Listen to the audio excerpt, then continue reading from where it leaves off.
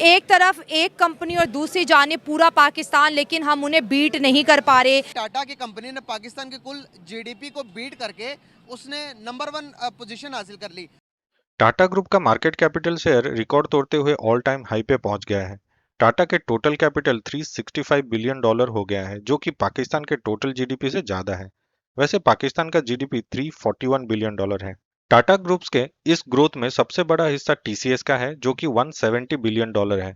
उसके बाद टाइटन और टाटा मोटर्स आते हैं। टाटा का टोटल कैपिटल ईरान के जीडीपी के साथ सेम हो गया है। टाटा तो आगे और ग्रो करने वाला है, पर पाकिस्तान में जिस तरह से सिचुएशन है, उसका इकोनॉमी और गिर सकता है। इसके ऊपर पाकिस्तानी पब्लिक का क्या रिएक्शन है, आइए ये देखते हैं। टाटा की आपने मिसाल दी है, ये जस्ट टाटा ने, ये आज की खबर है, बट आप उससे पहले देखें कि सोशल मीडिया के जितने बड़े बड़े प्लेटफॉर्म्स हैं, आप देखें फेसबुक से लेके गूगल से लेके जितनी भी बड़ी बड़ी कंपनीज हैं अराउंड द वर्ल्ड, उन सब ने अपने अपने ऑफिसेज इंडिया में खोले हैं। And they are the billionaire, ठीक है, ये बिलियनियर्स कंपनी है, उन्होंने अपना पूरा सारा वहाँ पे, उनकी आप जीडीपी सिर्फ उनकी अपनी की देख लें कि उनकी अपनी ग्रोथ कितनी है।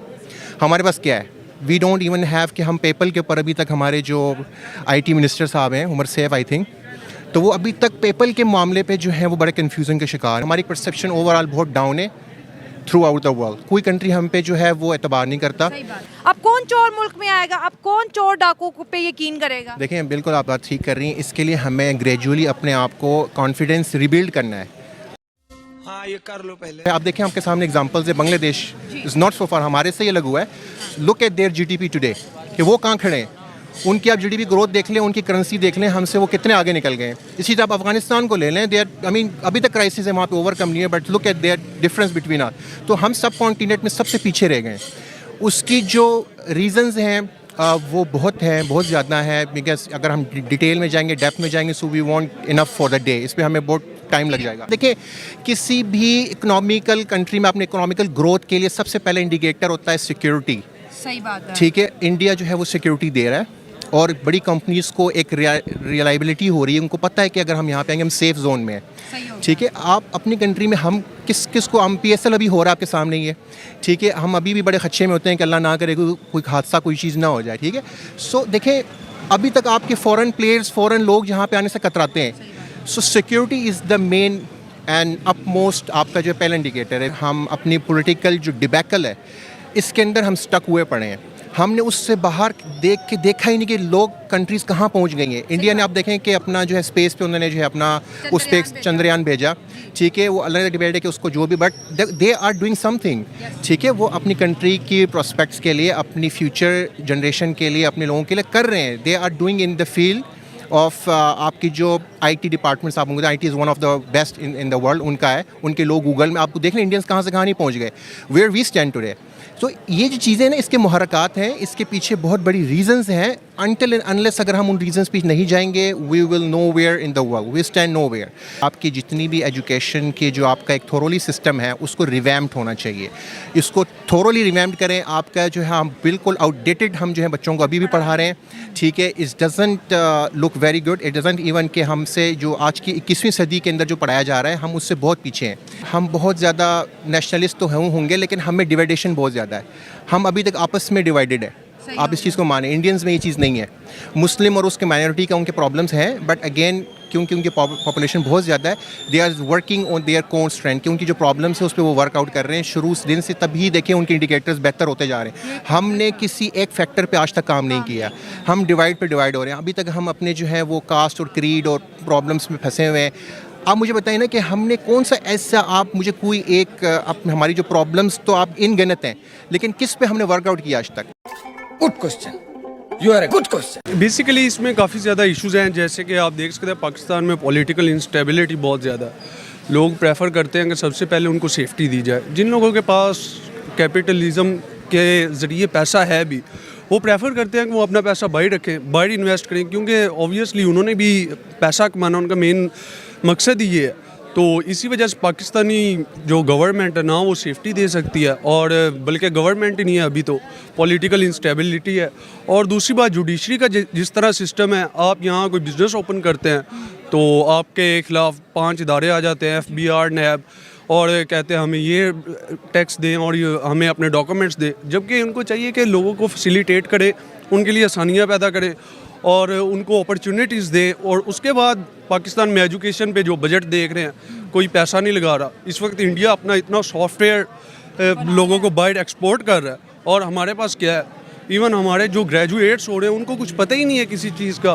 बेसिकली दे हैव सेफ्टी, उनके पास सेफ्टी है, लोग वहाँ इन्वेस्ट कर दें, उनको पता इंडिया में सेफ्टी है लोगों के पास, मीन्स फिनेंशियली सेफ्टी है, उनके पास पैसा उनका सिक्योर है। अच्छा। मैं ये जहाँ सेफ्टी की बात कर रहा हूँ उसका मीनिंग ये है कि उनके जो पैसा लगा रहे हैं उनको इतना इस पे यकीन है कि उनको इसका पे बैक मिलेगा। सो दे आर इन्वेस्टिंग। अब पाकिस्तान में काफ़ी बंदे हैं जो बाहर से वैसे अपनी फैमिलीज़ को पालने के लिए पैसा तो भेज रहे हैं, लेकिन यहाँ इन्वेस्ट नहीं कर रहे। क्यों? They don't have any safety. जब उनको सेफ्टी मिलेगी तो वो इन्वेस्ट करेंगे ना। कोई एक प्रोडक्ट बता दे जिससे हम पूरी दुनिया में मोनोपोली कर रहे हैं कि ये जो पाकिस्तानी प्रोडक्ट है ना, इसका पूरी दुनिया में कोई कंपैरिजन नहीं है। अनफॉर्चुनेटली अभी तो ऐसी मेरे ज़हन में कोई भी नहीं है। अगर आपके पत्ती पास है तो नमक बता दें। कोई मेरे पास तो ऐसी कोई नहीं है। अगर आपके पास है तो ज़रूर आप मुझे भी बताएं, ताकि मेरे इतनी शर्म वाली बात है। वो तो ज़ाहिर बात है, आपको भी पता है, अब नौजवान इस वजह से कितने होपलेस हो चुके हैं, वो यहाँ रहना ही पसंद नहीं कर रहे। ये मेन इशू है कि बस अब वैसे ही लोगों का इस मुल्क से जिस तरह ना दिल भर गया। सही बात। वहाँ पे उनकी कंजम्पशन ज़्यादा है, और वहाँ पे इस तरह टैक्स फैसिलिटी है, और उसके बाद डीवैल्यूएशन नहीं है इतनी करेंसी की। सबसे मेन इशू जो है, हमसे करेंसी नहीं कंट्रोल हो रही, और वहाँ डीवैल्यूएशन नहीं है। इस लिहाज से पैसा मतलब उनका जो रुपया है वो सस्टेनेबल है, तो ये भी उनके लिए बड़ा बेनिफिट है कि बार बार उनको ये रिस्क नहीं होता कि आज हम इतना पैसा लगा रहे हैं और 2 सालों बाद ये ना हो, अगर 2 सालों में कंप्लीट ना हो तो वो बेशक उसकी डबल से भी ऊपर चले जाए सारी वैल्यू बनाने के लिए। उनके दिल में यही है कि हमने तरक्की करनी है, इसीलिए तो उनके झंडे के ऊपर पहिए का निशान है। पहिए का मतलब है कि ये माशी तरक्की चलनी चाहिए। सर हमारे भी तो चांद सितारा। चांद सितारे से तो ये है कि ये पाकिस्तान जब तक, उसका मतलब ये जब तक चांद सितारा है पाकिस्तान आबाद रहेगा। आबाद उसी सूरत में रहता है जब आप माशी तरक्की करते हैं। और ये इनकी जो सोच है ना, वो कौमी सोच है, और एक ही सोच है इनकी कि तरक्की तरक्की तरक्की। और यही मिशन लेके तो वो चांद पर भी पहुंच गए और वो कामयाब हो चुके हैं। इससे बढ़ के और क्या बात होगी? जो चांद पे जाके सैल कर रहे हैं तो हमारी नस्ल के ही बंदे हैं, वो चले गए हैं और हम नहीं बैठे। हमारे परचम में भी तो चांद सितारा, हमारे परचम में चांद सितारा, लेकिन वो अपने परचम को चांद सितारे पर ले गए। वो मोदी साहब कहते हैं कि ये मुसलमानों के, मैं चाहता हूँ एक हाथ में कंप्यूटर हो और दूसरे हाथ में कुरान हो। सर वो देखें, फिर वो कंप्यूटर तरक्की पे आ गया और कहता है साथ मजहब भी लेके चले। सबसे पहली चीज़ है कि उनमें ईमानदारी है, और हमारे लोगों में ईमानदारी उस टाइप की नहीं है, उस लेवल की नहीं है जिस तरह की वो है। हम दूर से उनको देखते हैं कि हम उनको अपने मज़हब के पॉइंट ऑफ व्यू से डाउन करते हैं, हल्का समझते हैं, हल्का लेते हैं, लेकिन वो अपने तमाम मामलात में हमसे ज़्यादा मुखलिस और ईमानदार हैं। I don't trust on these fictitious and fabricated reports. Alhamdulillah, Pakistan having natural resources, but only limitation is, you have seen the election results. There is a hung parliament is going to be estimated for the decision of the destiny of the people of Pakistan. Oh my God, English! I would like to say that all the politicians belonging to the different political parties should unite to save the people of Pakistan from hunger and starvation, because everybody is going to agitate their personal vendetta, which is our poor people are going to see to Mr. Imran Khan, Nawaz Sharif, Fazlur Rahman, their politicians elected. But I think the only solution as regard to your question is this: they should take reforms, and they should take positive economics reforms to reduce the economics crisis. समझ रहे हैं ना आप? लेकिन सुन के अच्छा लगा।